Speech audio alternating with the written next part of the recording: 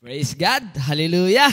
So tayo ba'y nakapag-usap sa ating Diyos, no? Sa ating pagkantahan? Tayo ba'y nag-aalab sa Kanyang presensya?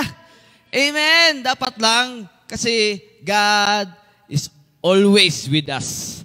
Amen? So dadako tayo sa ating tithes and offering. Amen? So in the tithes and offering, it's an act of service, no? It's an act of worship to our God. Amen. So, tanong agad, why do we give our tithes and offerings? So, sa mga bago, ini-encourage ko po, amen. So, giving in the form of tithes and offering is an important part of Christianity. Amen. So, 2,000 years ago, amen, kapanahonan pa ni Moises, di ba? Ito ay katuruan na po kung paano tayo magbigay sa ating mga ikapo. Amen. Kasi alam natin, all things na nakikita natin at hindi nakikita, gawa po lahat ng ating Diyos yan. Amen? Wala tayong pag-aari.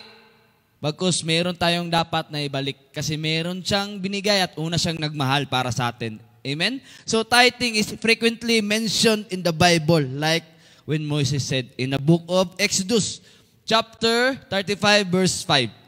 It says, "From what you have, take an offering for the Lord. Everyone who is willing to bring to the Lord an offering, gold, silver, and bronze."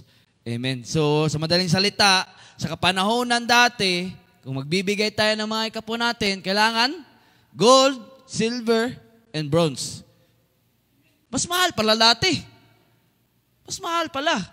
Mas matindi yung katuruan dati, di ba? Kaysa ngayon. Kasi, kung wala kang gold, kung wala kang silver, okay na yung bronze.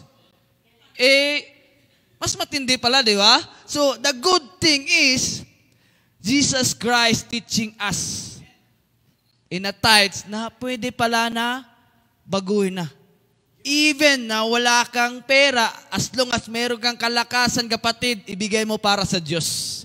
Amen? Kasi, lagi nga sinasabi dito, hindi naman pera-pera, no, ang kailangan ng simbahan, kundi ang kanyang tao ay matutong mapagbigay. Amen? So, what is the importance of tithing and offering? So, why do we frequently, so dapat maging madalas, no, make this kind of donation or even sa ating mga pagbibigay. Amen? So, this is the importance, giving tithes and offering. So, here the reason why. Because God command us to do so. Kinukuman talaga to para matuto tayo kung paano, no? Kung paano tayo magmahal sa ating Diyos. Kasi una siyang nagbigay para sa atin. Binigay niya, pinrovide niya lahat. Makahinga ka lang, binigyan ka ng buhay. Amen? So tithing is repeatedly mentioned in the Bible. Scriptures tell us in the book of Deuteronomy. Amen? So, nabubulol na. Amen? So, be sure, sabi sa kanyang gospel, be sure to set aside a tenth of all that your fields produce each year. Amen? So, para lagi kang nagbubunga, lagi kang blooming, lagi kang merong pagpapala. Amen?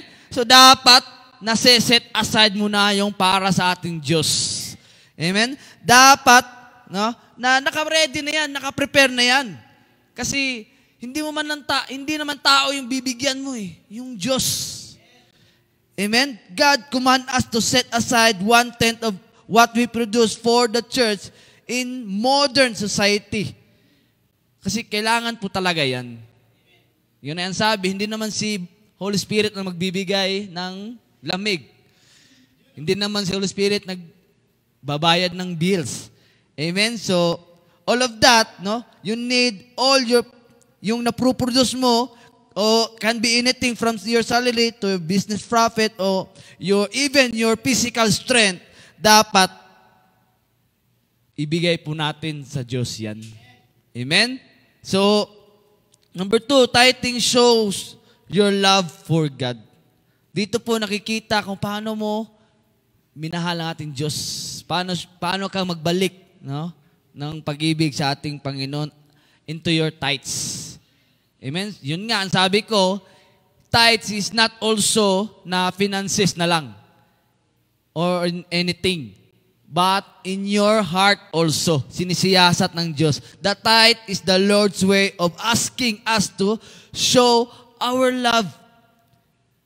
Pag nag-show ka ng love, ibig sabihin, you show concerning to others para matuto at makarinig ng magandang balita na turo sa ating Diyos.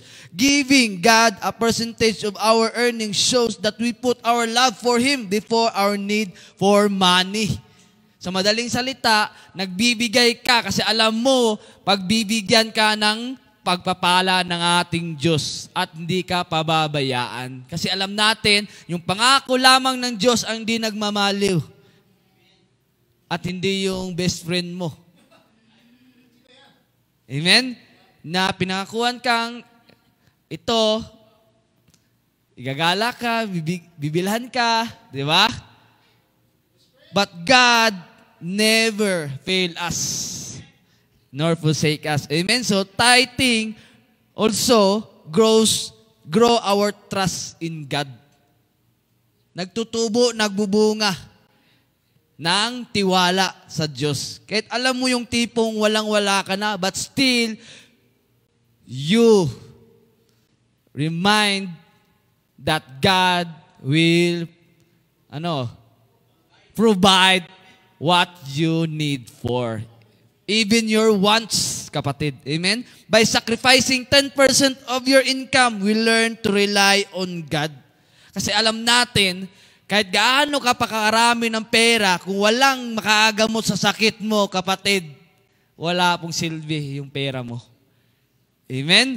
So while 10% might be sizable, part of some people's earning, no? Hindi man siya ganon. Giving tithes means you trust God will still provide you with enough food and wealth to live.